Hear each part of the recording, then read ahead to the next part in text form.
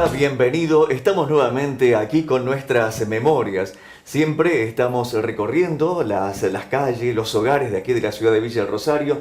Estamos hablando con gente, con personas, con personalidades de nuestro medio, en la cual tienen muchísimas cosas para contarnos, traer todas esas memorias que estamos desde un tiempo ya llevándoles a cada uno de ustedes. En esta oportunidad lo tenemos a un vecino de aquí de Villa del Rosario, es el señor Luis Albino Pavón. Luis está con nosotros aquí y bueno, tiene mucho para contarnos, mucha historia para traernos en estas memorias. Las queremos compartir con todos nuestros televidentes, con toda nuestra gente y estar con él y traer las memorias de Luis Albino aquí a nuestro programa.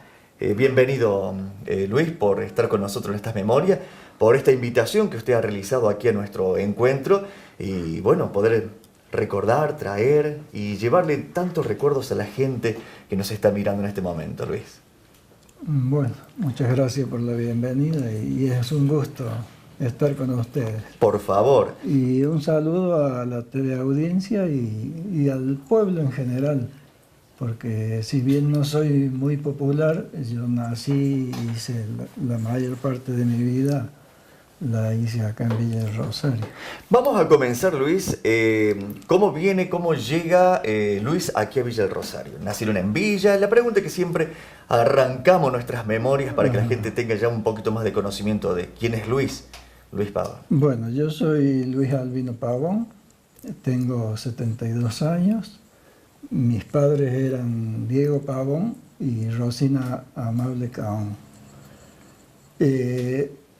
Para la fecha de mi nacimiento ellos residían en Rincón. Ajá. Pero Rincón era un poblado muy chico, entonces allí no había elementos, digamos, como para ese tipo de cosas. Entonces, cuando mi madre tenía que darme a luz, tenía que venir a Villa del Rosario. Uh-huh. Así que la persona que me ayudó a nacer era Emilia Robert. Emilia Robert. El otro día en un programa también la nombraron. Y lógicamente por referencias yo después, a medida que fui creciendo, tenía eso, lo que mis padres me contaban, y un muy buen concepto de esta señora que se dedicó tanto a su profesión. Sí.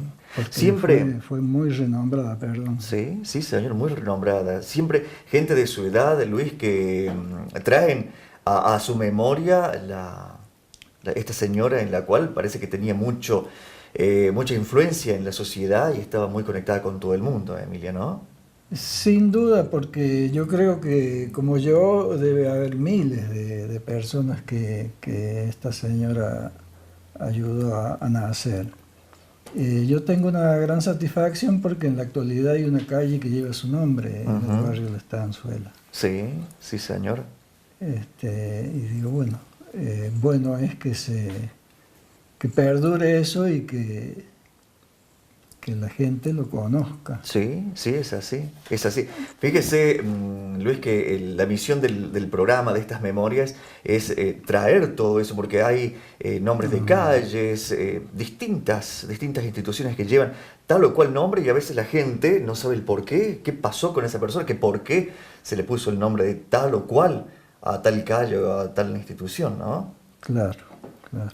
Bueno, en este caso, ya que me preguntaste el tema del nacimiento, y hay una anécdota más, como mi papá vivía en Rincón, él buscó un señor que lo traiga, de los pocos que tenían automóvil, y cuando le quiso pagar el viaje, en ese tiempo no se conocía el sexo del que iban a hacer. Ah, claro, sí, señor. Entonces él le dice a mi papá, lo que te voy a cobrar es que si es varón le pongas Albino, porque este buen señor se llamaba Albino Cariñano. Tuvo puntería, entonces. De ahí mi segundo nombre, Albino, en agradecimiento a la gauchada que le había hecho a mi papá. Es muy cómico, está muy bien. De hecho, son cosas que me han contado. Y sí. Y allí viene usted a nacer aquí en Villa del Rosario. Yo nazco acá y bueno, soy anotado, nacido en Villa del Rosario porque en Rincón todavía no hay registro civil. Ajá. Así que soy... Pero sus papás quedaron allá en Rincón. Quedaron unos años más ahí en Rincón y después se mudaron más hacia el norte, de Rincón hacia el norte, o sea, de acá al noroeste. Sí. Y yo la niñez y la adolescencia la pasé en esta zona de ahí, noroeste de acá de Villa, a 20 kilómetros. Sí, señor. En ese tiempo se nombraba mucho el paraje el Árbol Seco.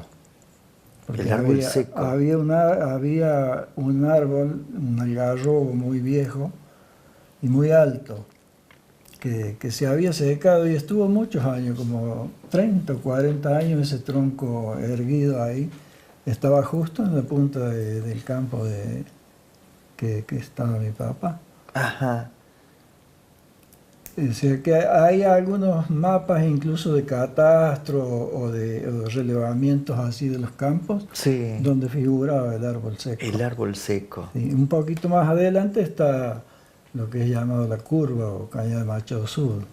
¿Y ese árbol desapareció hace mucho tiempo? ¿Más o menos cuántos Sí, años ya se ese sacó? árbol se cayó más o menos en el 80. Ah, no hace tantísimos años. No, hace muchos años que cayó el tronco, es capaz que tenía 8 o 10 metros de altura el tronco. Y bueno, creo que por 40 o 50 años se conocía la zona ahí, el lugar ese como el árbol seco. El árbol seco. Sí. Qué bárbaro, ¿no? Qué historias, qué recuerdos, Albino, que no, me pasa a mí, le pasa aquí a mis compañeros y a la gente que nos está mirando, que son cosas que existieron en nuestra zona, en nuestra villa y que las ignoramos totalmente, ¿no? Y por eso hablar con gente como ustedes que nos traen esas memorias aquí y las podemos contar. Y hay gente que tal vez, pero sí es cierto lo que dice Luis del árbol seco, porque yo pasé, o yo estuve, o yo lo conocí, y habrá gente que lo estará diciendo así en este momento, ¿no? Sí, sin duda gente de mi edad, sí, porque ese tronco ha caído cuando yo tenía más o menos 30 años, así que, o sea, gente de la zona, de esta parte de la zona rural, digamos, sin duda lo conoce y lo recuerda. Y lo lindo, creo yo, lo lindo de esto es que quede asentado eso para que hay cosas a lo mejor de poca importancia, pero que se mantengan en el tiempo. No tiene mucha importancia. Todo lo que sea historia, Luis, es importante. Hablando de árboles, siempre se dijo que somos como los árboles, dependemos de nuestras raíces, de lo que está enterrado. Y es cierto, de lo que dejaron aquella gente, hoy estamos aquí, estamos en esta casa porque hubo alguien que la hizo, hubo albañiles, gente que trabajó aquí, no apareció un día para el otro. Entonces, la historia es igual, traer todo eso es traer nuestros comienzos y del por qué estamos y el por qué estamos aquí en esta zona y por qué creció Villa y por qué hoy está tan grande, como decir, qué grande está Villa. Y es por toda esa historia que primero tuvo que pasar, ¿no? Sin duda, sí. Sin duda es así.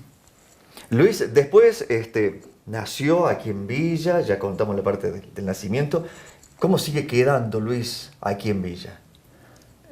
Bueno, yo, como dije, la niñez y la adolescencia la pasé en la zona rural. Mis primeros grados de colegio los hice ahí en una escuela de campo que era, no eran ni siquiera escuelas inscriptas, porque en ese tiempo eran directamente, las maestras eran maestras por vocación, que ni siquiera eran maestras, a lo mejor era gente que tenía un primario completo y daban clase, que es el caso de donde yo aprendí y cursé hasta 4º grado. Ahí en ese, ¿se acuerda usted de cómo se llamaba ese? No, ya te digo, no eran escuelas inscritas, sí. Era simplemente alguien que por vocación se ponía a hacerlo Y bueno, como había una necesidad en toda la zona rural, en esos años había mucha gente. Había cada 5 cuadras o cada 10 cuadras había una familia. Había mucha gente. Nosotros a esa escuela, que no era escuela, como te reitero, era una casa de familia, Sí. que pertenecía a doña Felisa Noriega, A eso le quería preguntar. Felisa Noriega era la de Herrera. que les enseñaba. Ella nos enseñaba primero y segundo, porque, digamos, no tenía instrucción para más. Pero sí tenía una vocación de servicio que yo después de grande me doy cuenta que era admirable por el trato que tenía con nosotros y por la forma que nos enseñaba. Y la hija de ella, Violeta Herrera, que sí tenía el primario completo, ella nos daba hasta 4º grado. Hasta cuarto. Hasta 4º grado. Qué bárbaro, A partir de ahí, mi papá, con el afán que nosotros tuviéramos un certificado de cursar el primario, decide traernos. Hablo en plural porque yo hice la escuela primaria al mismo grado con mi hermano mayor. ¿Y cómo se llama su hermano? José, José. ya fallecido. Se llamaba José con su hermano. Los dos juntos así en la escuela.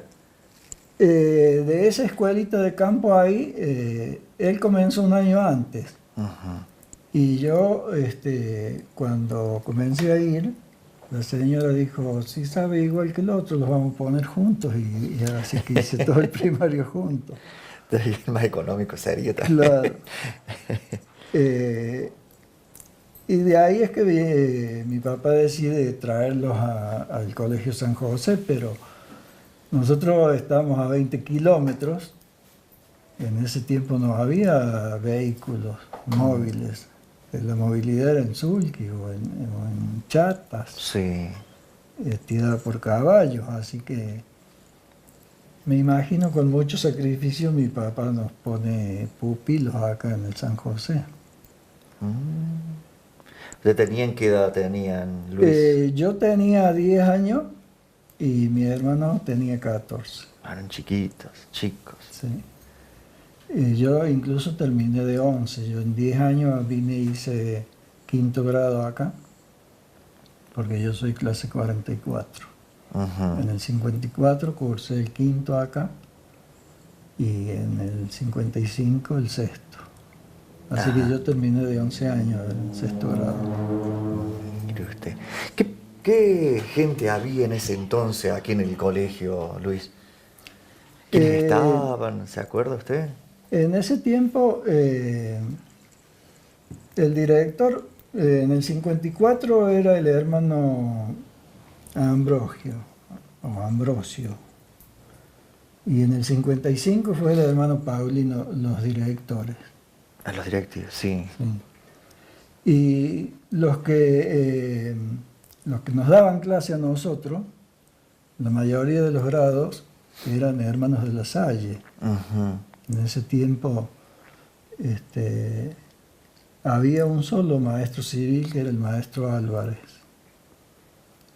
Y teníamos, el hermano Patricio daba 2º grado. Sí. Maestro Álvarez daba 3º. El hermano Francisco daba en 4º. A nosotros en 5º nos daba el hermano Benito y en 6º daba el hermano Octavio. Eso fue en el año 54. En el 54. Sí. Y había un hermano que era el hermano Jacinto, que era el que estaba a cargo de toda la parte para la comida, para la proveeduría y todo eso, el que estaba a cargo de la cocina. ¿Cómo era el día que se vivía? Y cuénteme cómo empezaba el día, cómo era lo que pasaba en el día ahí en el colegio. Ustedes como pupilos ahí. Sí, la vida nuestra de alumno, como pupilo, era muy diferente a la de los alumnos que estaban externos. Porque ellos entraban en la mañana, se iban al mediodía entraban a la tarde y se volvían a ir, porque teníamos clases mañana y tarde. Ah, mañana y tarde. 3 horas a la mañana y 3 horas a la tarde. Ajá, ajá. Menos los días jueves y los sábados en la tarde no había. Jueves y sábado no había. No había en la tarde. Pero los demás días, el sábado a la mañana había clases. ¿Bien tempranito los levantaban? Esa es la diferencia que quería hacer notar de los externos, porque ellos venían en el horario de clase. Pero Ajá. nosotros teníamos un régimen de vida muy distinto. Nosotros nos levantaban a las 6:30 de la mañana, ¿Y entraban a qué hora a clase? a las 8:30. Claro. Pero nosotros teníamos que hacer, digamos, toda la higiene personal, acomodar la cama, porque nosotros salíamos del dormitorio, supongamos a las 7 de la mañana, y no volvíamos hasta la noche. Ahí habría gente que limpiaba, digamos, el salón, los baños, pero Sí. la cama y la ropa la teníamos que atender nosotros cada uno. Así que nosotros teníamos media hora ahí para bajar, porque los dormitorios estaban en planta alta, Sí, sí me acuerdo, en planta alta. sobre la calle San Martín. Ujú. De ahí bajábamos y teníamos misa diaria. Ah, también. Teníamos misa diaria nosotros. Había un capellán que venía todas las mañanas y daba misa. Y después de la misa nosotros íbamos al comedor y a tomar el desayuno. Cuando ya salíamos del comedor, eran ya las 8 y pico, llegaban los externos y ahí ya nos uníamos en el patio general, digamos, ahí nos uníamos a partir de ahí hasta el mediodía compartíamos con los demás alumnos que venían Sí. desde afuera. ¿Y internos había muchos? Éramos como 50. Ah, eran muchos, Sí, bastantes sí, eran. sí, había muchos. Había muchos porque había de diferentes grados. En el año 55 incluso vinieron 12 de Buenos Aires, de un colegio de Buenos Aires. 12 chicos de Buenos Aires vinieron. Me está hablando del año, para ubicar a la gente que nos está mirando, del año 1950... Y 4. 54, 1954, en esa fecha, sí, señor. Sí. Es que ese año fue el más regular porque en el año 55 tuvimos 2 interrupciones porque hubo movimientos políticos, que fue cuando el año de la revolución Sí. y eso. Entonces ese año se nos interrumpió 2 veces la estadía, digamos, de pupilo, porque hubo un movimiento a mitad de año, a mitad del 55, y ahí nos mandaron a la casa como una semana. Porque estaba medio complicado el tema, Sí, acá hubo, también. sí, no, acá no se conocía, pero como las congregaciones estaban aparentemente muy ligadas a los gobiernos, Sí, entonces por una cuestión de prevención sería que nos mandaron cuando la revuelta de mediados de año 55. ujú. Y en septiembre, que fue la revolución libertadora que le llamaron, también nos mandaron una semana También a a la las casa. casas. Sí. Sí, porque pienso yo que era por prevención, porque sin duda sería una gran responsabilidad para esta gente tener esa cantidad de Sí, chicos sí, allá señor, adentro. sí, totalmente. Mucha responsabilidad. Siguiendo el tema del diario, en la mañana, a partir de que venían los externos, teníamos 1 hora de clase y 10 minutos de recreo. Sí, Teníamos 3 horas, hasta el mediodía, que se terminaban las clases de la mañana, los externos se iban y nosotros íbamos al comedor, al comedor. Pasaban derechito Sí. del comedor. derecho al comedor. Y después del almuerzo teníamos un rato de esparcimiento ahí en el patio mismo de las aulas. ¿Quiénes estaban en el comedor? Gente de Villa, eran hermanos Lasallano. ¿Quiénes estaban ahí en esa parte? ¿Ahí se acuerda usted? El cocinero era un señor Peralta. Ese Peralta. era civil. Ese venía a hacer ese trabajo, él y un ayudante.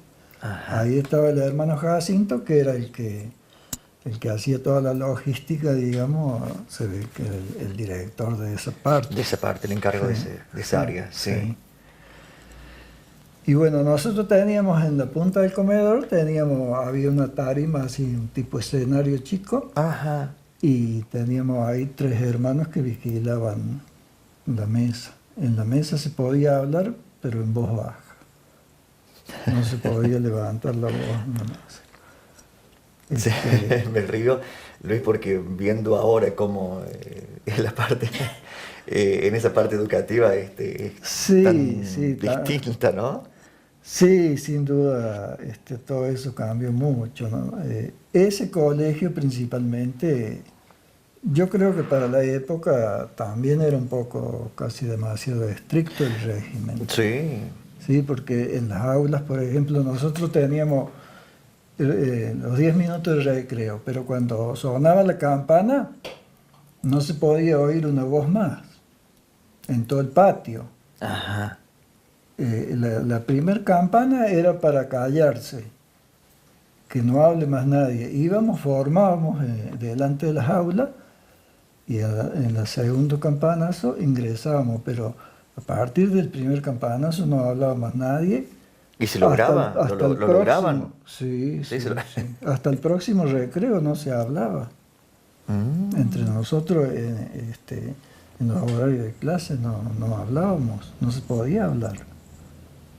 No, en ese aspecto eran muy estrictos. Y siempre habría algún pícaro. ¿Y qué pasaba si había algún pícaro que Y lo mandaban de vuelta a la casa? No lo aceptaban. No, así castigos, digamos, no había, pero sí tenían sus penitencias. Los separaban o los ponían en un rincón o a lo mejor en los momentos de esparcimiento lo dejaban en el aula. Ajá. O sea, tenía sus castigos. Claro, así no había forma de No hacerse el había pícaro forma ahí, ¿eh? porque no le convenía a nadie, porque después le resultaba peor, porque tenía que pagar, como quien dice, pagar por eso. No, digamos, castigos no. En años anteriores decían que eran más severos, que sabían pegar con la regla en la cabeza o cosas así, O pero el tirón de oreja. sí, tirón de oreja quizá ese sí lo teníamos también. Ajá, también por el Sí, 54, 55 había sí, esa. sí, todavía existía eso, sí. Castigos no, así castigos severos no, pero sí penitencias, muchas penitencias. Ajá.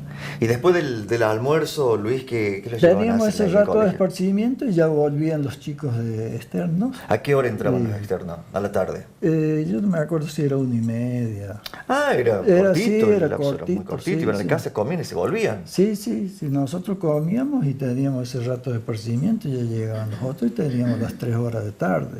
Ajá. Después de las 3 horas de tarde, cuando se iban los externos, nosotros íbamos de vuelta al comedor, tomábamos la merienda y después de la merienda teníamos un aula grande que le llamaban el estudio. Sí, Ahí íbamos a hacer los deberes. seguían todo el... Sí, teníamos clases, o sea, todo el día teníamos clases. Después de la merienda íbamos al estudio ahí, hacíamos los deberes que teníamos, no me acuerdo bien si era 1 hora y media para hacer los deberes. Sí. Y después de ahí salíamos otro rato al patio y ya venía el horario de cena. Ajá. Después de cena teníamos otro rato de esparcimiento, luego venía rezar el rosario.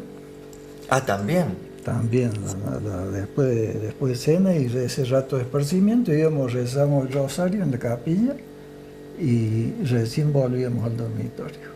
Oh, Desde la mañana desde que la habíamos mañana. salido, sí. Sí, nosotros no volvíamos más hasta la noche. Qué día bastante largo, ¿eh? Bastante... Sí, a mí me gustaba estudiar, digamos, no lo sufría. Pero ahora cuando nos hemos reunido después de grande, algunos muchachos dicen que era un poco una tortura para ellos. Y para algunos seguramente Claro. ha sido una tortura. El tema de tenerlos tanto tiempo en actividad, usted sabe que los chicos hoy en día, conociendo cómo es la vida de los niños, de los jovencitos, es muy distinta a la que tenían ustedes allá, sí, ¿no? yo creo que no hay ni punto de comparación, porque eso era de ahí que nos inculcaron tanto el respeto, porque nosotros nunca estábamos solos.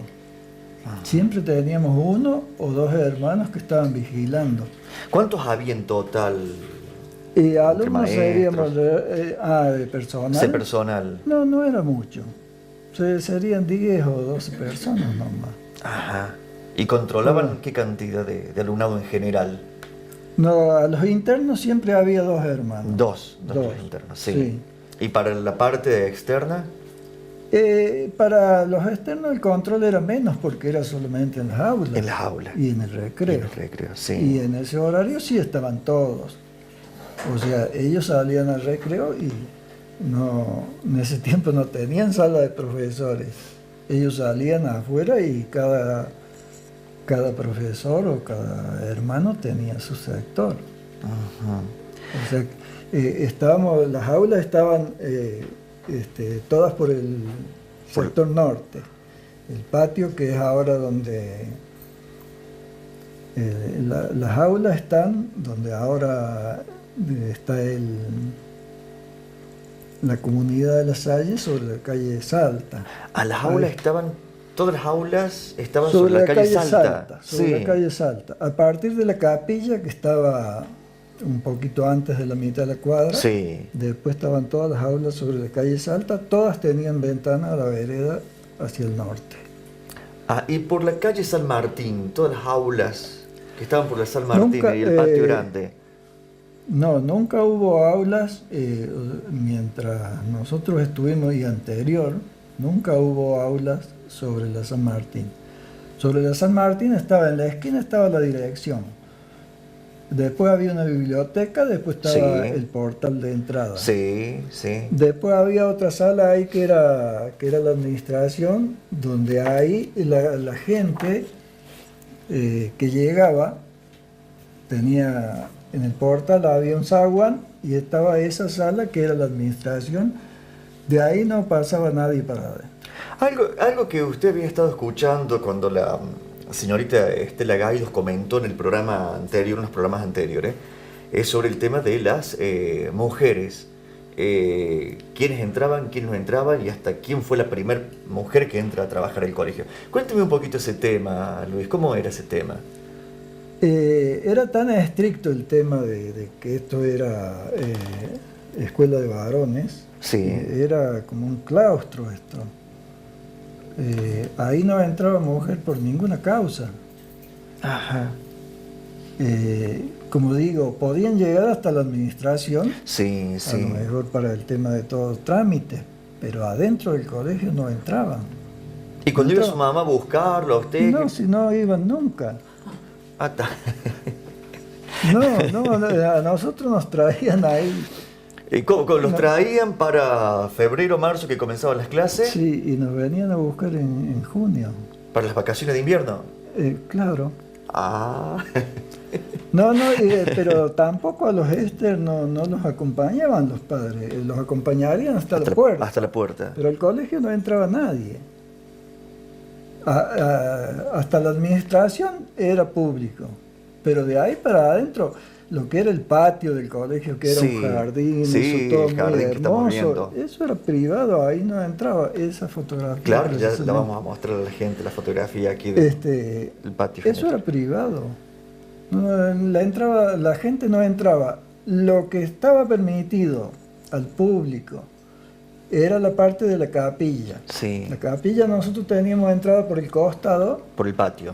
Por el patio, sí. De los dos lados. De ahí había un vallado de madera con una puertita en el centro. Y la parte que da sobre la calle Salta, sí. había una parte que los domingos abrían al público, pero el público tenía un vallado. Abrían para que ahí veíamos a alguna mujer que cuando abrían la puertita pasaban a comulgar. Esa era la única autorización que tenían las mujeres dentro del colegio. Ir a comulgar los días domingos. Porque ahí sí abrían la puerta de la capilla al público y podían asistir a misa en ese recinto que estaba separado del nuestro por una valla de madera. Mira de lo que nos venimos a enterar, ¿no? Sí, era muy estricto el tema de varones. Por eso no me sorprende que el otro día escuchaba que pasaron tantos años hasta que entró una profesora mujer. Sí, sí. Y pensar que ahora voy y si el 80% son mujeres. Y todo el mundo entra y es abierto a toda la comunidad, sí, ¿no? Sí, eso cambió muchísimo. No es lo mismo de aquel entonces del colegio a este. Quedó el nombre nomás, ¿le parece a usted? Creo que nada más que el nombre. El nombre. Sí. Pero yo creo que por una cuestión lógica también, ¿no es cierto?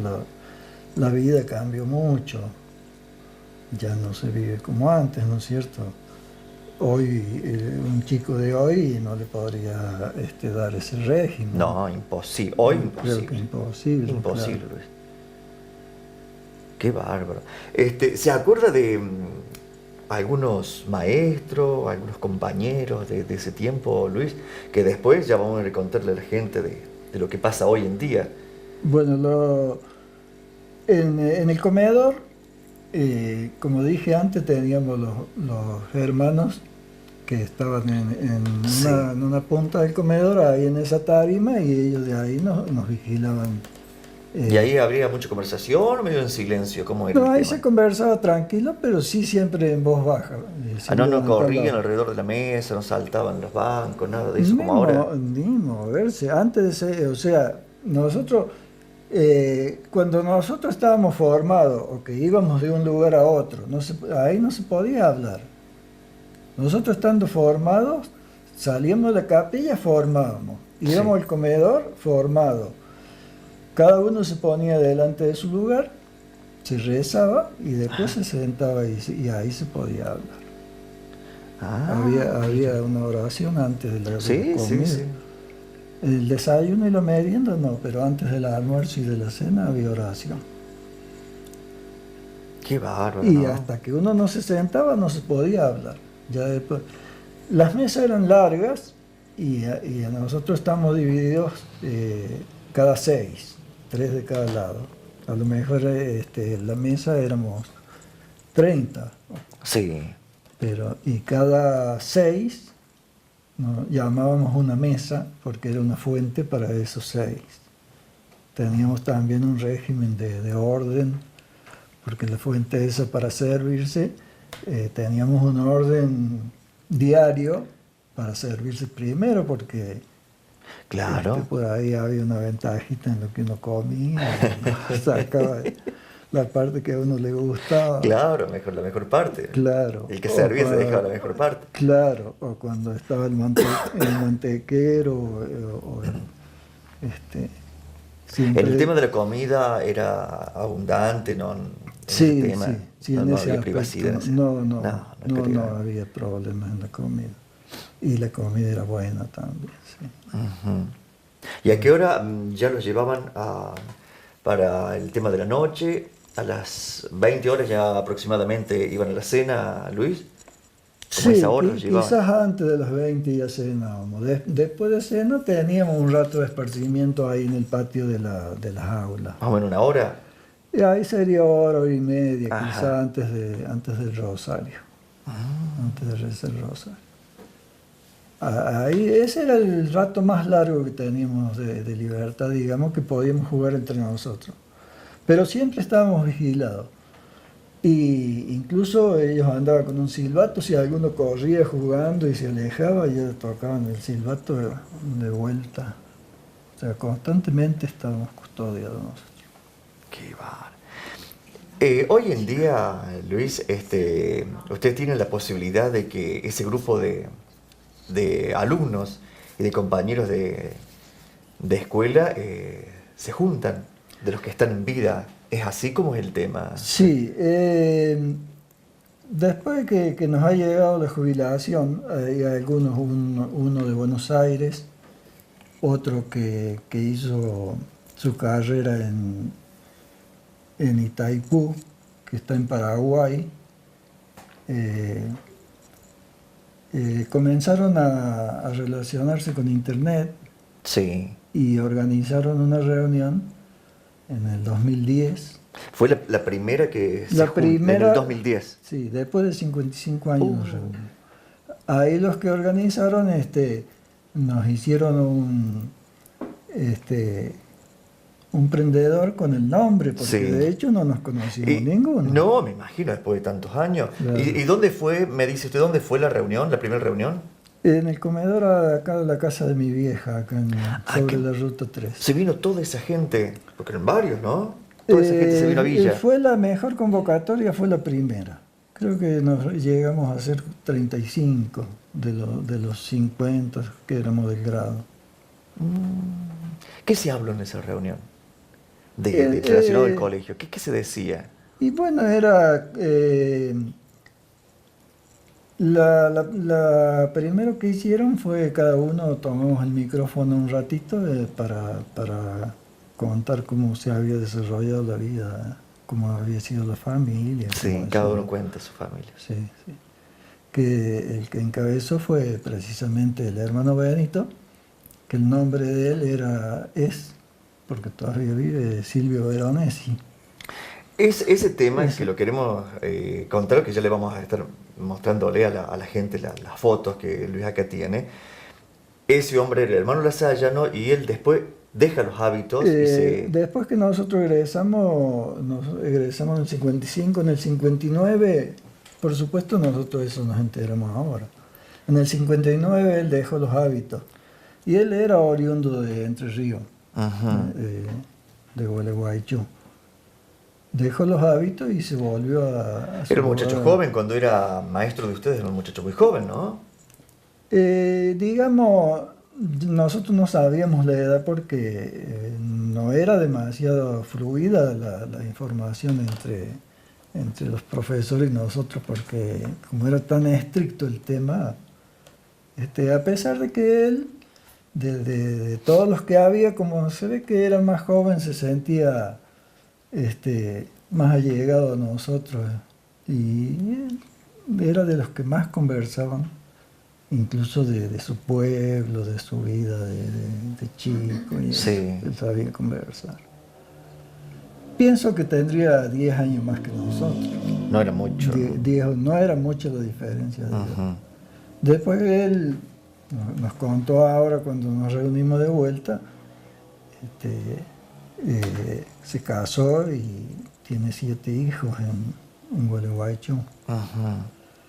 Que cuando lo citaron a él, le comunicaron que nos íbamos a reunir, él ya se sentía grande, dice: ¿a qué voy a ir?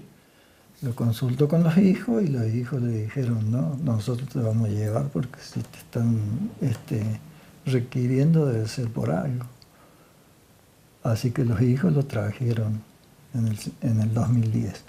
Y después lo siguieron trayendo los otros años porque ya se han hecho 7 reuniones. 7 reuniones. ¿Qué es lo que...? Porque seguramente fueron al colegio, ¿no? Toda esa gente que vino seguramente fue a ver el colegio nuevo y se encontraron con otro mundo. Cuando llegaron y no estaba más el colegio en el cual estuvieron ustedes, hubo otra cosa. En el 2010 vinimos a visitar el colegio, sí, y entramos, incluso hicimos una parodia él nos hizo una parodia que nos iba a dar clase nuevamente. Ah, bueno. Estábamos como los chicos. Sí. Pero para mí particularmente fue una alegría muy grande y una emoción tremenda. Y bueno, y ahí charlamos algo de las vivencias, ¿no es cierto? Y ahí es que te digo que algunos chicos sentían eso,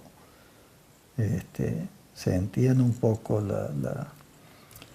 la falta de relación con el mundo exterior. Había gente que lo sufría ya adentro, Sí, Luis. sí, hay un muchacho que éramos de la mesa, que le llamamos nosotros, que es la Atansis de Corralito. Y él me decía, no, Le costó. yo sufrí horrores esos 2 años. Sí, me imagino. Los que estábamos en la mesa eran Romero de Pilar, la Atansis de Corralito, Cittadini de... Si usted se acuerda que los ve ahí. Sí, Cittadini de Oncativo, Bravi, que era de acá de Costa Zácate, y Ciro de María de Laguna Larga. De acá de la zona, de ustedes. Sí, sí, pero eso, digamos, de principio, eso formamos fila y nos tocó así. Sí, sí, Después, sí. después los 2 años que estuvimos, lo compartíamos. Porque era el grupito todos éramos grupitos de 6 en la mesa. Ujú. Eso éramos un poco más compinche porque compartíamos más. Porque al final entre desayuno, merienda, almuerzo y cena, a lo mejor compartimos 2 horas, que era donde podíamos charlar algo, porque en las aulas no se conversaba. Y con el tema de la familia, Luis, ¿cómo tenían noticias de sus padres, su familia? ¿Era por carta? Porque teléfono, de eso no existía nada en ese tiempo. ¿Cómo era el tema, Luis? Nosotros teníamos la ropa, el recambio de la ropa de cama y la que usábamos nosotros, Sí. era semanal. Sí. Teníamos que cuidarnos mucho, incluso porque no podíamos ensuciar la ropa porque no había recambio. Ujú. Nosotros los lunes a la mañana, cuando bajábamos del dormitorio, teníamos una bolsa con un número y había un mesón debajo de la escalera. Cuando bajábamos ahí, en el mesón ese dejábamos la bolsa con la ropa. Disculpe, ¿ustedes bajaban por la escalera de la esquina de la Salta o por la escalera que daba acá a la San Martín? ¿Por cuál? A ver, ubíqueme, ¿por dónde? Estaba en la mitad de cuadra de la San Martín. Es por esa. Sí, porque para el lado de Salta estaba, como digo, la administración. Sí. Y para el lado de Corrientes, toda la parte baja, en esos años la tenía alquilada el molino para depósito de grano, la parte de la planta baja, desde la escalera hasta la calle Corrientes. Ajá. Sí, solamente teníamos un pedazo nosotros en la punta, que eran las duchas, que una vez por semana ahí encendían la caldera. Sí. Pues en ese tiempo no había combustible más que la leña. Toda la comida y todo eso era todo con leña. ¿Con leña? Claro, claro, cocinas como eran de la época de antes. Así que la ducha nuestra era los días jueves y estaban en la esquina de San Martín y Corrientes. San Martín Ahí y estaba la Corrientes. caldera y ahí teníamos las duchas, que bajábamos desde la planta alta. Y entre las duchas y la escalera, eso tenía el kilo del molino. Arriba de eso era el dormitorio nuestro. Arriba, porque ahí estaba el salón. Años después ahí funcionó el salón de actos. Sí. Sí. Y del otro lado, porque se terminó el tema de los pupilos, pocos años después que estuvimos nosotros. Claro, en la otra parte era donde estaban las habitaciones de los maestros, arriba. Yo me había confundido, pensé que ustedes estaban de aquel otro lado, No, en la parte por sobre la entrada principal. No, ustedes estaban donde después funcionó el salón. Es así. Exactamente. Ahora me ubico. Donde después funcionó el salón, ese era nuestro dormitorio. Claro. Teníamos en el dormitorio también, en una punta, separado por unos cortinados, estaban las camas de los hermanos que nos vigilaban. Claro, sí. Y en cada punta había lavatorios para la higiene, y en una punta, contracorriente, estaban los baños. Arriba. Sí, había baños en los dormitorios en la punta. Pero la fila de cama, eso era un solo ambiente.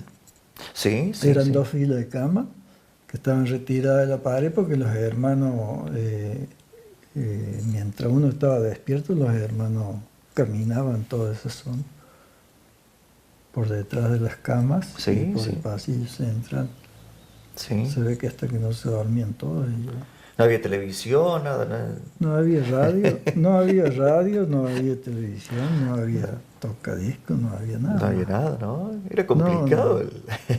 Y había que buscar Esas entretenimiento. cosas, Luis, hoy en día la gente que nos está mirando, eh, y por sobre todas las cosas los jóvenes, ¿no? Que a veces se cuestionan tanta cosa hoy en día, y el no estudiar y el comportamiento.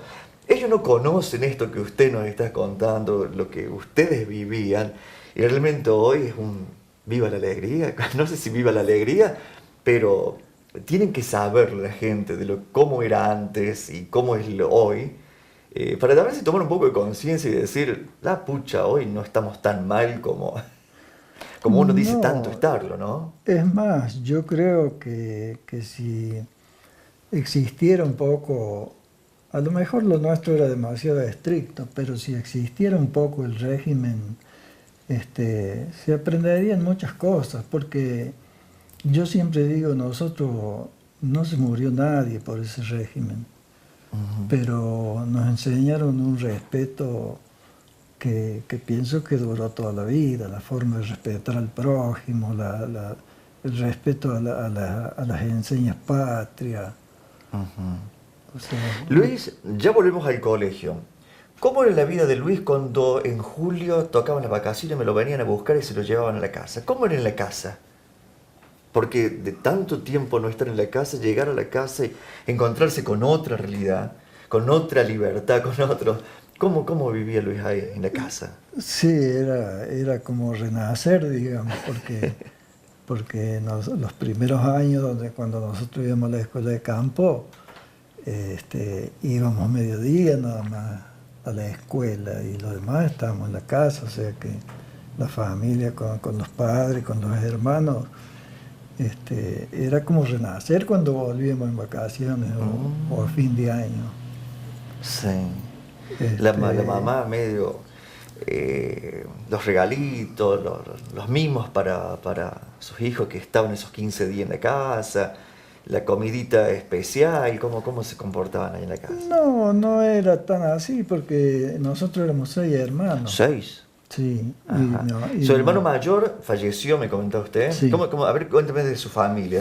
Su hermano mayor, ¿cómo se llamaba? José. José. José Después, falleció, Luis soy yo. Luis, Después Valentín, que vive en Río Segundo. Valentín.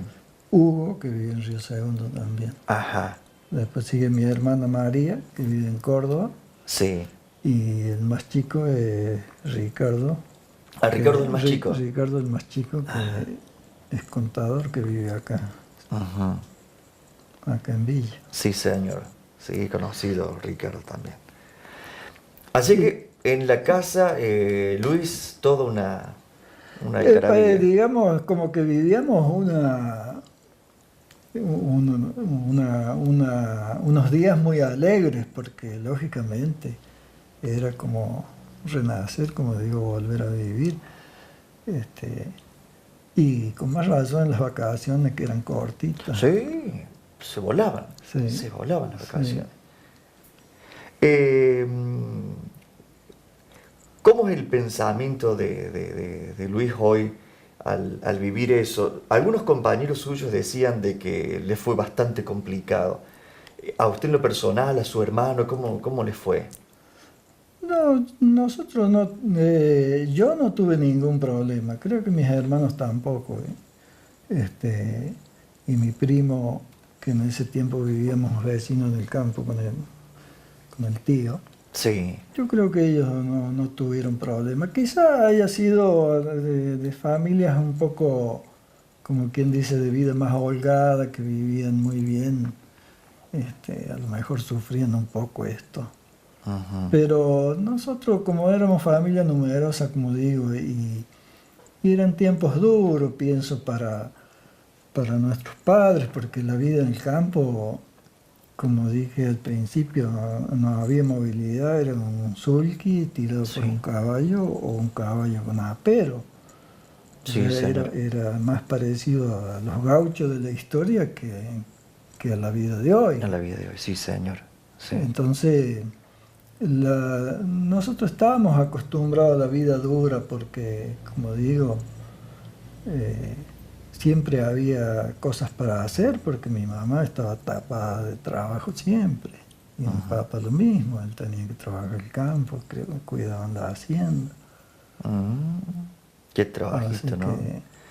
¿Y sus papás no los necesitaban en el campo para trabajar? Sí, ¿Eran varones? sí. Y decían, sí, no, más vale el chico Sí, que... sin duda, sí. Por eso dije también al principio que mi papá, para lograr que nosotros tuviéramos un certificado de escolaridad primaria, que allá no lo conseguíamos. Claro. Teníamos que venir a estas escuelas oficiales para conseguir el certificado.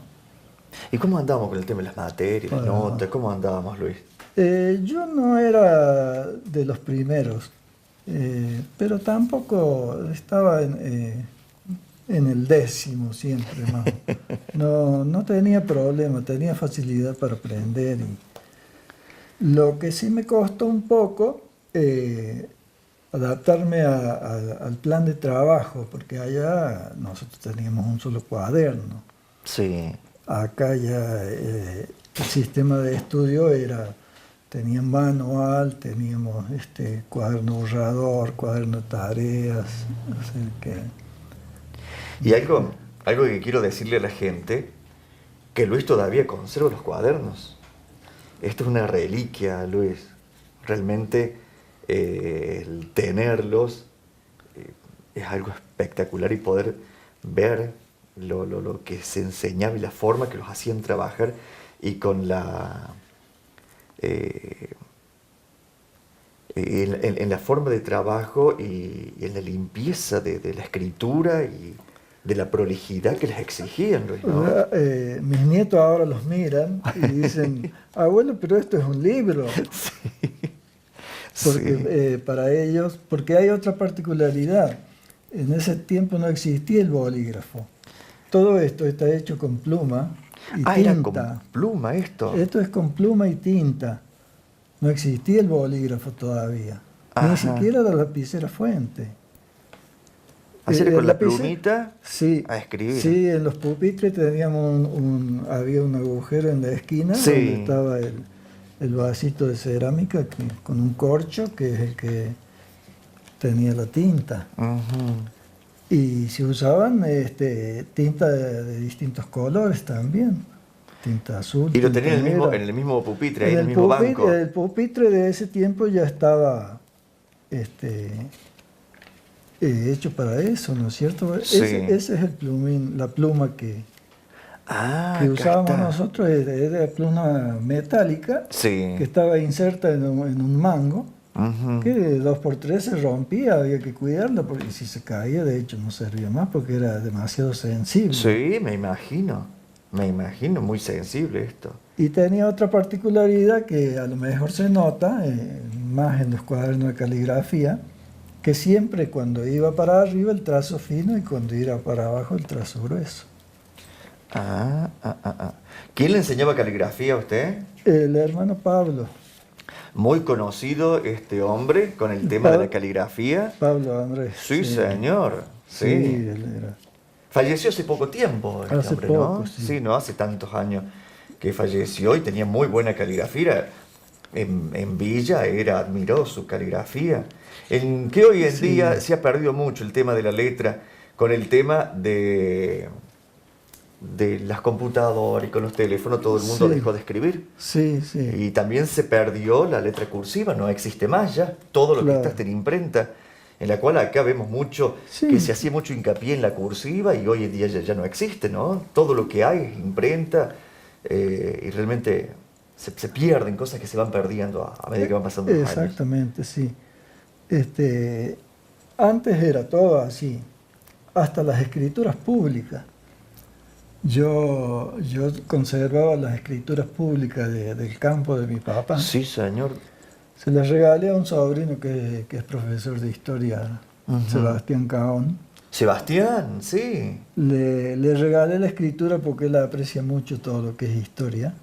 Y está en la escritura pública confeccionada con plumas así y letra cursiva. Qué bar, sí. Y además, en el tema de los documentos, Luis, aquí en Villa, había una persona que tenía una letra muy particular cuando hacían los documentos y las actas de casamiento y todo ese tema, que Sí. era tan trabajada la letra. Don Liendo, Don Liendos. el que me hizo el documento a los 18 años. Claro. Pero era un poco exagerado. Sí, Y sí.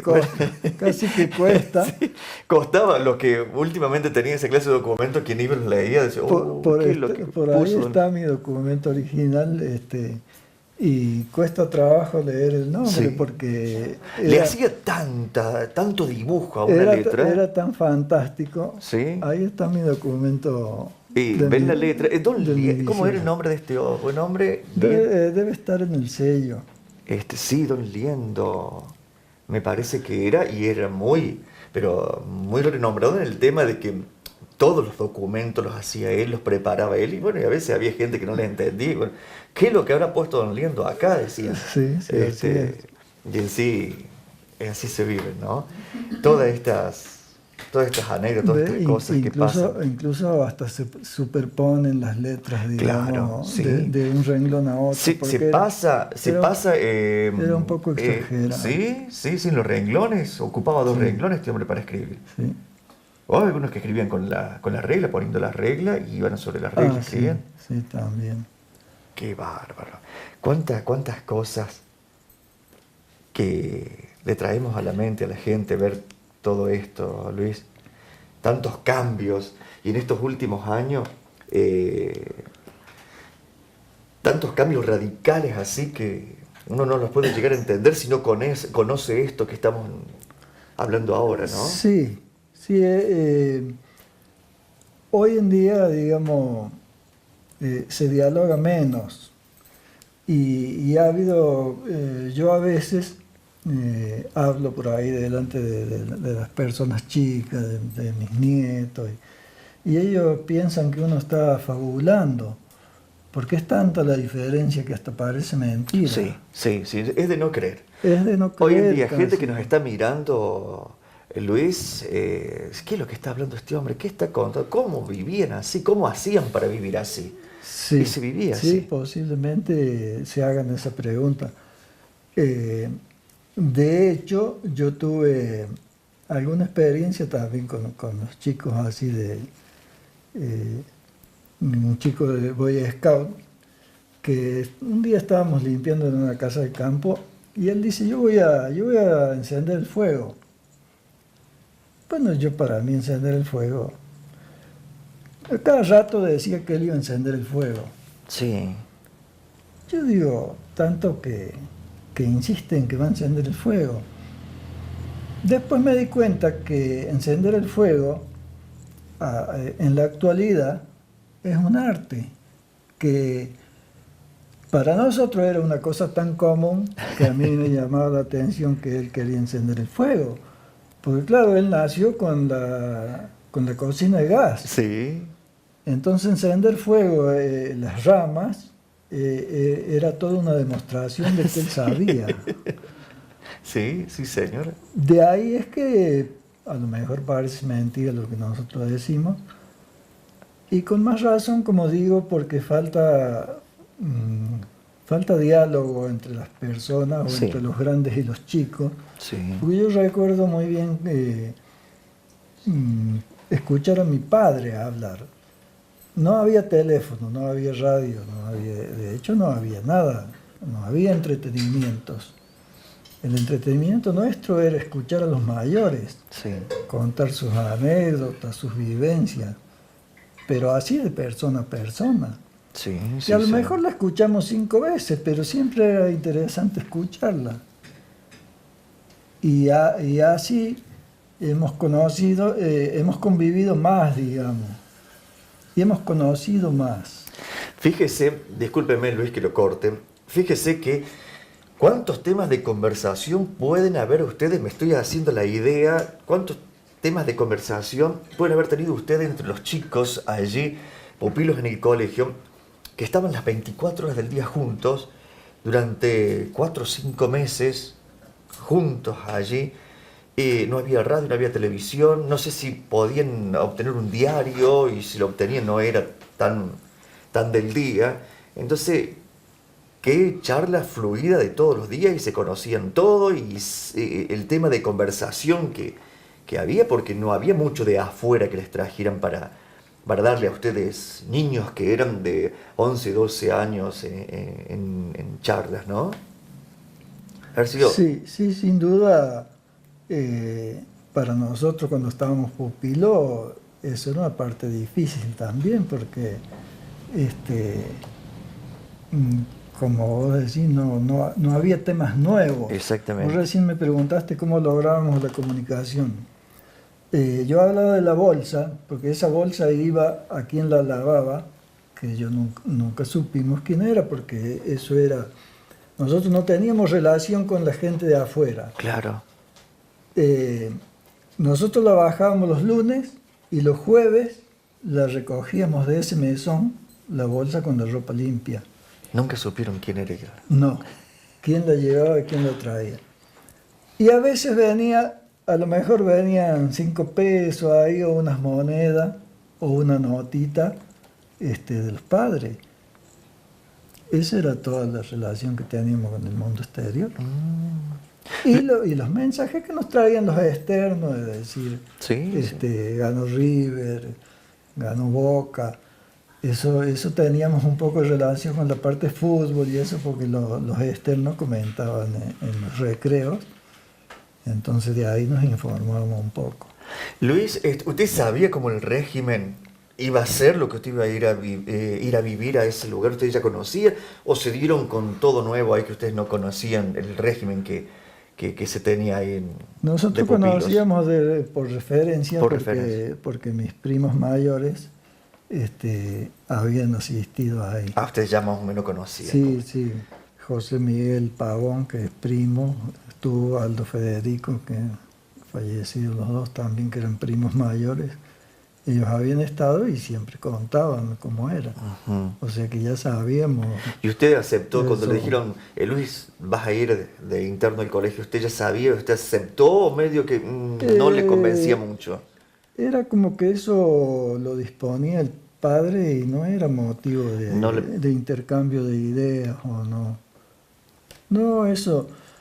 Sí, mi papá fue una persona muy buena y él no tenía mucho diálogo con nosotros, pero tampoco era déspota. Pero directamente él nos decía que eso era lo conveniente y lo aceptamos sin discutir. Cuánta historia, Luis, cuántas cosas. Realmente es importante esto que hemos estado preparando y estamos llevándole a la gente, contándole todo esto, y estamos recaudando más información y vamos teniendo más información para que nuestra gente, el común de las personas que vivieron así como ustedes, lo que se vivía allí en esa escuela en esos años, lo tengan de conocimiento. Es importantísimo, aunque usted diga es una historia más, tiene mucho valor en el conocimiento y queda plasmado en la gente. Sí, creo que es bueno que podamos plasmarlo, porque como en ese tiempo lo poco que había era alguna muy rara cámara fotográfica. Uh-huh. Entonces no hay registro de eso, no hay filmaciones de eso. Sí. O sea, Se iba perdiendo a medida que pasó el tiempo. Ojalá hubiera habido para que eso quedara grabado. Lo único que puede quedar es lo que podemos contar ahora. Sí. Sí. Eso es cierto. Eso Sí. es cierto. Había algo, Luis, que usted me quería decir de Villa del Rosario, ya cerrando nuestros comentarios, que quería contarnos algo de la villa. Bueno, yo soy muy lasallano, puesto que me tocó vivir esta experiencia en el colegio. Y para mí fue muy positiva, para mi educación y para mi formación creo que fue muy positiva. Y cuando nosotros estuvimos, ya escuchábamos las quejas de los hermanos, que este colegio venía en decadencia, porque cuando yo terminé el primario no había secundario. Sí. Había tenido secundario en San José y se lo habían llevado a Argüello. Claro, sí. Había tenido museo, el colegio, también lo habían llevado. O sea, el colegio de Argüello lo fundaron 30 años después que este.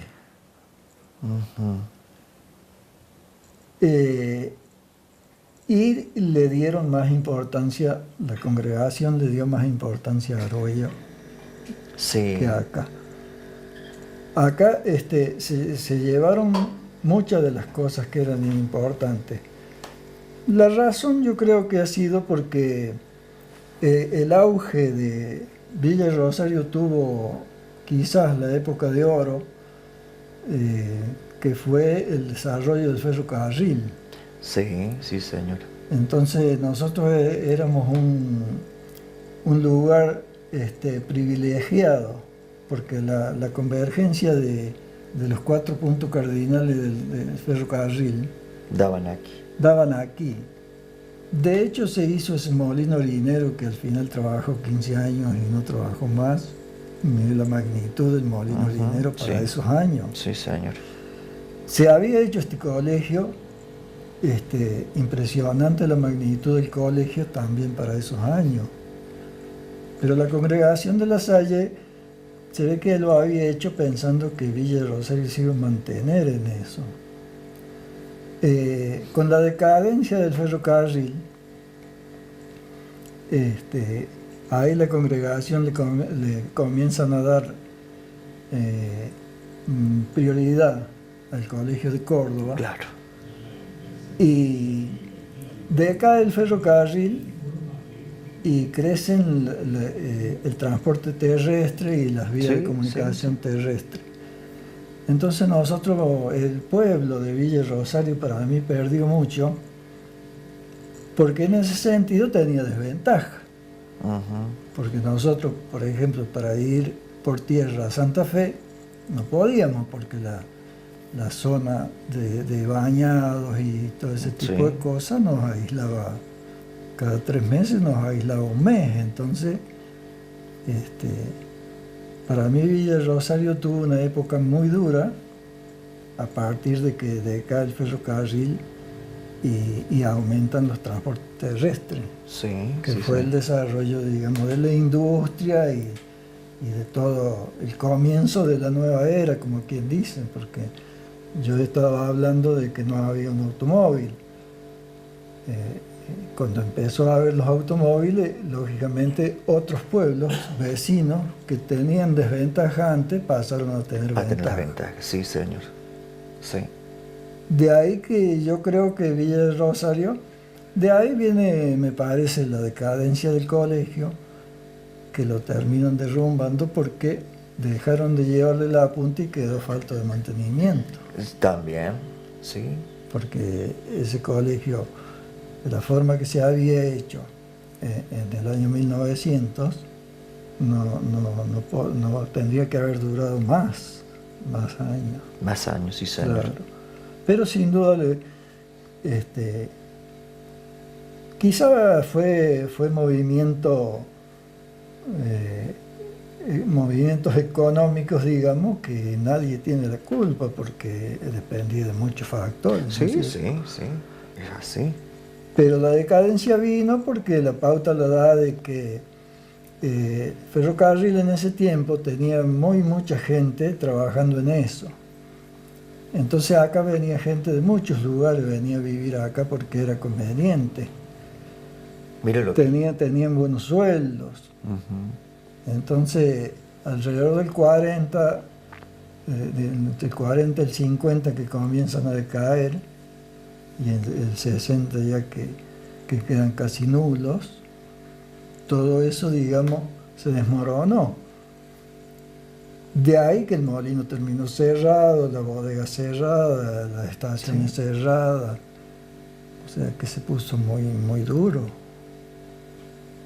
Sumado a la parte energética que tampoco había en ese tiempo.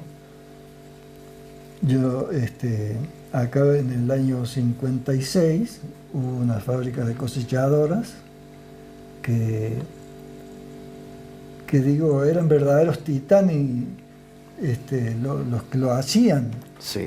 porque tenían muy pocos medios para soldar, para construir una máquina. Hasta tenían que fabricarse los equipos, que los fabricaban con motores viejos, con repuestos viejos. Qué bárbaro, Finalmente ¿no? tuvieron que cerrar, ¿no es cierto? Porque Sí. no duró. Esta cosechadora, la marca era Cabema. ¿Y la hacían aquí en Villa esta? Esta es 100% en Villa Rosario hecha. ¿En qué año? Menos los neumáticos, esas cosas. Sí. Del año 55, 56 al 60. Se hacían aquí en Villa esto. Sí. Mire, ¿no? Eh, No hay ninguna en algún campo de reliquia, para demostración de estas máquinas. ¿Usted conoce de alguna que haya quedado? no conozco. Esta Han más ido- chica han me ido- suena a que en el museo hay una... No, son parecidas. Pero pero no son estas. no son estas. Ah, Las que hay en el museo, las fotografías son anteriores a esta. anteriores a esta. Estas eran las primeras motrices, digamos. ¿Quién era Porque- quién es el que estaba a cargo de esto, Luis? La marca es Cabema, que son las dos letras de los apellidos Carrara, Bencheruti y Macaño. Carrara, Bencheruti y Macaño. Gente Mira. de acá de Villa. Sí, Gente sí, nuestra por de eso acá, digo que vecinos eran de acá. titanes porque con tan pocos recursos producir eso era realmente... Había problemas porque no tenían motores con potencia suficiente para tirar una máquina de ese tipo. Claro, se les complicaba en ese Se tema. complicaba mucho y bueno, políticas a lo mejor no muy favorables terminaron cerrando. ¿Tuvieron mucho? ¿Cuánto tiempo Eso. estuvieron en vigencia esta fábrica de estas cosechadoras, Luis? Yo no sé si habrá llegado a 10 años la Ujú. vigencia de eso. Ahora Bencheruti siguió trabajando acá en otras cosas. Sí. Todavía vive él y todavía trabaja. Ajá, Tiene más de 80 años, pero él trabaja en el torno todavía. qué bárbaro, qué lindo, qué bueno. Pero otra anécdota de cuando mi papá le compró esa cosechadora, me trajo a mí para que me enseñe a manejarla. Ajá. Y bueno, fuimos a la plaza, fuimos con la cosechadora. ¿A la plaza con la cosechadora? Claro. Ah, bueno. Porque era un crédito bancario y había que hacerle un peritaje, así que fuimos a la plaza. A la plaza con la cosechadora. Qué bueno. Pero claro, el movimiento era mínimo. Eran calles de tierra, Sí. no había vehículos casi, habría 10 coches acá en Villa Rosario. Sí, señor. Esa era nuestra historia, nuestra vivencia de la villa, con tantos años que tiene, cuánta historia, cuántos personajes, cuánta gente ha pasado, Luis, que uno va al cementerio en sí y ve, pero tanta gente que pasó y mira mira fulano, mira mengano, acá te acordás hacía tal cosa. Cuánta historia, cuánta historia. Realmente Sí. tiene sus más de 200 y pico de años Villa, y cuánta gente caminó las calles de la villa, ¿no? Sí, sin duda. Y creo que durante muchos años ha sido el pueblo insignia, digamos, por algo Sí. somos... La capital del departamento, ¿no? Claro. Sí, señor. Luis, ¿cuánto habría para seguir charlando con usted? Pero veo que en televisión los tiempos son muy tiranos y no va a quedar otra oportunidad de que podamos seguir contándole estas cosas a la gente, la invitación que recibimos de Luis de contar sus vivencias como pupilo en el colegio, en un colegio tan renombrado y de tanta trayectoria que en nuestra sociedad, en nuestro medio. queríamos tenerlo a alguien que lo contara desde adentro, que lo haya vivido, ¿no? Porque lo podemos ver de afuera, contarlo de afuera, pero gente que lo estuvo viviendo a ese tema en aquellos años, los años de gloria de la villa, del colegio, ¿no? Y por eso es el motivo de tenerlo a usted aquí al frente de las cámaras para llevarle todo esto a la gente, para que la gente joven conozca también lo que se vivía y cómo se vivía, y a veces cuando nos quejamos tanto, y a veces cuando rezongamos por ciertas cosas, es bueno y es útil escuchar a nuestros mayores contar realmente lo que ellos vivían y entrar a valorar un poquito más lo nuestro de ahora, ¿no? Vivimos también del pasado, de lo que realmente vivieron nuestros mayores, y eso nos tiene que hacer y servir para nosotros, la gente y la gente joven que se está iniciando ahora en el común de la ciudadanía de Villa, ¿eh? Bueno, el agradecido soy yo de que me permitan difundir estas cosas que, como dije antes, parece que fueran fábulas por la diferencia de vida que hay hoy. Pero yo te quiero felicitar a vos, por favor. a los productores, al canal y a todos los que se dedican a hacer este trabajo por que lo permitan. Y ojalá sirva de utilidad para los jóvenes, para los chicos, y que quede un documento de lo que hemos vivido. Seguro. Porque por ahí para algo puede servir. Para mucho, Luis, para mucho sirve en todo. Así que el agradecido soy yo, y para mí es un orgullo, si soy útil para algo, es lo que nos queda en la vida que nos queda por vivir. Si hay una utilidad, será relatar todo esto que por ahí va a traer alguna idea, el despertar de algún pensamiento y ese tipo de señor. cosas. Sí, señor. Luis, muchas gracias por... No, agradecido soy yo. Y además te voy a pedir 2 minutos más, señor. porque quiero hacerlo extensivo, el agradecimiento a todo el canal, porque a mí me gusta mucho analizar las cosas y analizo el trabajo que hacen. Bueno. Realmente son para felicitarlos, porque así como yo les conté mi historia, ustedes no se dan cuenta, pero están haciendo historia. Uh-huh. Porque han fundado un canal de televisión que no debe ser poca cosa, y veo que lo hacen con tanto ahínco y con tantas ganas de trabajar, que es admirable. ¿Por qué te voy a decir que comparo? Porque comparo con los programas de Buenos Aires. Uh-huh. Y los encuentro de tan bajo nivel que me da pena. No así el canal de ustedes, que veo que el tiempo que lleva trabajando, la calidad de los programas que hacen, donde en los años que llevo mirando el canal no escuché ninguna mala palabra. No se mostró el traste de ninguna chica. Sí, señor. Que en la actualidad parece mentira.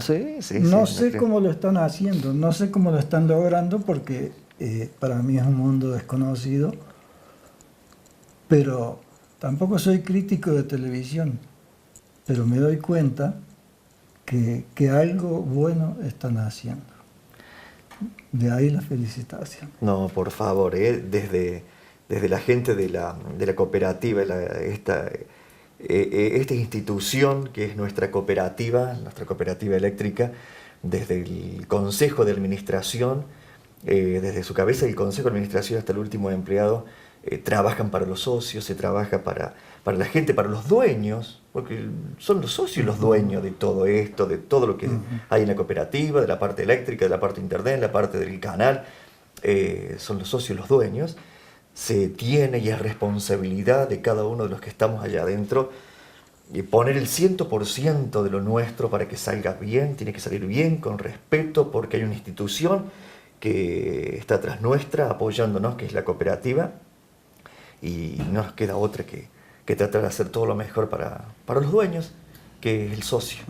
Entonces, nuestro programa, hablando en la parte televisiva, de lo que hacen cada uno de los chicos allí, de la parte de los que están al frente de las cámaras, de parte de los técnicos, le ponemos el 100%, y aquí en el programa que me toca por esta oportunidad conducirlo a mí, estas memorias, también tratar de ponerle todo lo mejor. Y trabajamos para la gente. Es el fin destinatario, el socio, la gente, y es para ellos. Y nuestra obligación es llevarle lo mejor. Y gracias por sus palabras como televidente, y en esta oportunidad como parte actor de este programa, de su reflexión y su puesta en vista de lo que ve de la parte del canal y de la cooperativa en sí. No tenés por qué agradecer las palabras, porque yo creo que tienen fundamento. Y se nota porque, como dije antes, yo siempre escuché que la televisión es cultura. Y la que yo veía que viene de otras partes, digo, no es tanta cultura. Sí. Pero lo que están haciendo ustedes, eso sí es cultura. Y yo creo que acá lo están haciendo ustedes de motu propio. No creo que ustedes hayan ido a especializarse a Estados Unidos o a Buenos Aires. No, o sea, es todo bien de aquí. Lo están haciendo con ganas, que para mí esa es la diferencia. Porque, como dije antes, son realmente programas culturales, no es la basura que habitualmente se ve. Que se ve, sí, señor. Entonces yo digo, como ciudadano de esta ciudad, y ver lo que hacen, digo, es realmente, la gente tiene que estar agradecida de esto. Muy bueno. Ojalá sigan por ese camino, ojalá que lo puedan mantener. Sí, señor, ojalá. Porque la otra vez le robé a Silvia 5 minutos de su trabajo para felicitarla, porque la había visto haciendo una nota desde Luque, y se quedó sin retorno, y digo, y Silvia siguió trabajando, y el camarógrafo no le sacó la cámara, y el director de cámara no lo cortó. O sea que salió. Ahí se veía la verdadera Silvia, lo profesional de Silvia. Y aparte de los otros también, porque sí. Digo, acá Gustavo se cayó la boca, el director de cámara no le cortó, no sé bien cómo es pero el movimiento, bien, pero por eso digo, a veces pasa, pero digo, a lo mejor ustedes reciben los elogios, pero hay 5 personas más que uno no las ve o no las conoce, y también lo merecen. Sí, señor. Sí, totalmente. Yo creo que, como muchas actividades, se hacen en conjunto. Sí, entonces, se trabaja en equipo. Claro. Sí, señor. Bueno, Luis, ha sido un gusto. Qué lindo haber estado en su casa, haber compartido estos mates aquí que nos dieron también. Aunque a usted no le dieron ninguno, Luis. No, me los tomé todos yo. No, yo había dicho que no quería. Bueno, Luis, ha sido un gustazo enorme. Nosotros de aquí del Canal 2 poder estar en su casa, que usted nos haya abierto las puertas de su hogar y habernos atendido y habernos contado, habernos presentado tanta documentación para llevar a la gente, que estamos aquí gustosos de verlo y tener en nuestras manos estas reliquias que son tan importantes para usted y para la gente que va a quedar para ellos. Bueno. Muchísimas gracias. No, por favor. Bueno, nosotros queremos agradecerle a la gente el haber compartido con Luis Albino Pavón, nuestro invitado de hoy, estas memorias, hermosos recuerdos que tuvimos en este día y que vamos a seguir teniendo aquí en nuestro programa, aquí por el canal de la cooperativa, el Canal 2, y los invitamos para nuestro próximo encuentro. Que lo pasen muy bien y muchas gracias por haber estado con nosotros.